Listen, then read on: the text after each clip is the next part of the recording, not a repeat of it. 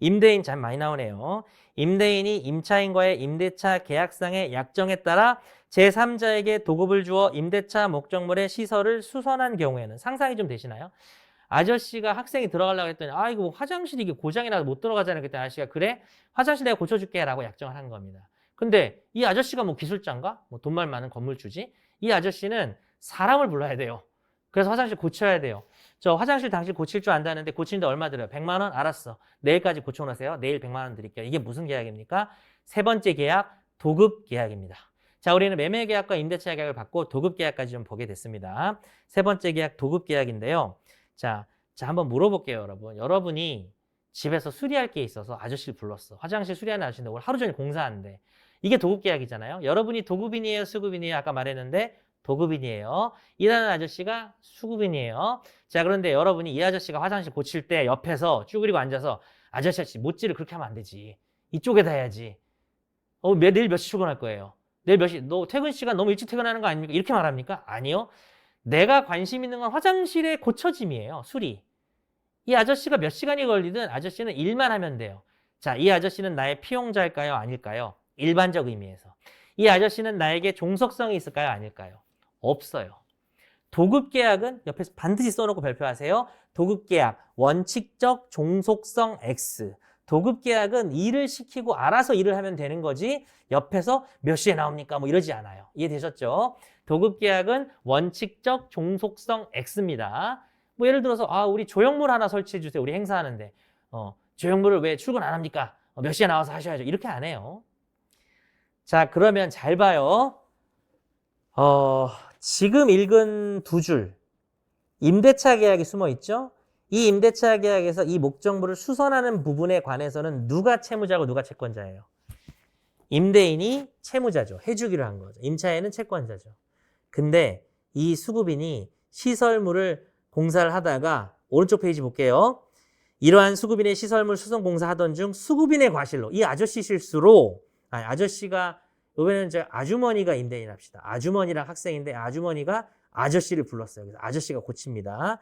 그랬을 때 이 아저씨 수급인의 과실로 화재는 참 더럽게 많이 발생하네요. 화재가 발생했을 때 예를 들어서 학생이 잠깐 나갔는데 여기다 자기 짐을 넣어놨는데 불이 나서 불이 탄다든지 아니면 당장 내일부터 입주하기로 해줬는데 못하니까 여관비나 호텔비가 든단 말이에요. 이거는 자 일단 현상 분석 1번 임대인 아줌마가 나한테 의무를 이행하지 못했어요. 뭘 이행하지 못했냐면 고쳐주지도 못했고 나를 들어와서 살게 안 한 거죠. 사용 수익하게 못 해준 거죠. 임대인 아줌마는 나한테 의무 이행을 안 했어요. 근데 이 아주머니한테 내가 아줌마 채무불이행이라고 말하려면 뭐가 있어야 돼요? 이 아주머니가 귀책사유가 있어야 돼요. 근데 이 아주머니는 되게 유명한 업체라고 해서 맡기고 그냥 이 아줌마 딴 데 살 거 아니에요. 그냥 거기서 TV 보고 있었어요. 귀책사유가 없어요. 근데 아저씨가 귀책사유가 있는데 아저씨를 아줌마의 피용자로 볼 수 있냐고요. 아니, 지시 종속 관계가 아니니까 일반적 의미의 피용자는 아니에요. 그런데 이행보조자에서 말하는 피용자는 해당해요. 왜? 의사관여는 있는. 이 아줌마의 의사관여가 있잖아요. 의사관여가 뭐예요? 아저씨를 통해서 고치려고 했던 생각, 그게 의사예요. 그 의사만 들어가면 됐지 이 아줌마가 이 아저씨를 막 이렇게 좌지우지할 필요가 없다는 거죠. 종속성이 필요 없는 거죠. 자, 그림을 한번 그려보겠습니다. 자, 제가 이제 가끔 그림을 그리는데요. 그림은 가능하면 꼭 그리시는 게 좋을 것 같습니다. 왜냐하면 이 그림을 이렇게 좀 가장 합리적으로 깔끔하게 그려놓으면 이 판례를 읽을 때 쓱 보면 도움이 빨리 돼요. 텍스트를 읽는 것보다.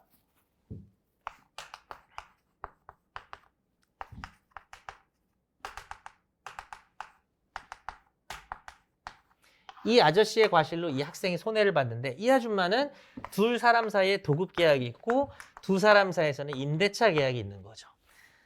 자, 요런 상황에서 이 아주머니는 사실 임대인이지만 이 도급 계약에서는 도급인이에요. 그죠? 뭐 아래다 써도 되겠지만. 그래서 어떤 사람이 이중적 지위를 가질 수가 있겠죠. 근데 자, 여러분 이 계약이 관심 있어요. 이 계약이 관심 있어요. 이 사안은. 이 계약이 관심사예요. 이 계약상 이 아줌마가 나한테 뭘 해줘야 되는데 안 해준 거고 근데 귀책사유는 수급인에게 있는데 이 수급인은 종속되진 않지만 의사는 관여가 된 거죠. 그죠? 그렇게 되면 최종 결론 써볼게요. 화살표 어떻게 쓰면 돼요? 자, 앞으로 누군가한테 책임을 물을 때는 책임을 묻는 쪽을 향해서 실선 화살표를 하겠습니다. 이러면 끝난 거예요. 임차인은 임대인 아줌마한테 390조, 채무불이행의 대표 조문입니다. 390조 채무불이행 책임을 물을 수가 있습니다. 왜냐하면 그런데 391조를 묻기 위해서 사용된 조문이 하나 있습니다. 파란색이 너무 안 보이나? 이번엔 파란색 쓸게. 391조. 아줌마, 그 아저씨 잘못은 아줌마 잘못이에요. 이렇게 하는 게 이행 보조자가 되겠습니다.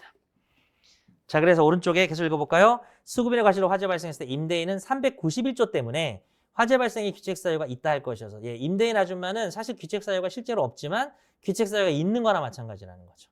그래서 채무 불이행 상의 손해배상 책임이 있다. 자, 이렇게 좋은 문장들, 판례 원문들을 최대한 그대로 보시면 제가 이거 변형을 안 했어요. 근데 뭐 이런 경우는 있어요. 뭐 손해배상 책임이 있다 할 것인데 뭐 사안에서 뭐 이렇게 나왔으면 제가 그냥 자르긴 합니다. 뭐 그 정도는 하지만 여러분이 이 문장은 다다익선입니다. 자주 볼수록 여러분의 판례어가 좀 완성이 될 겁니다.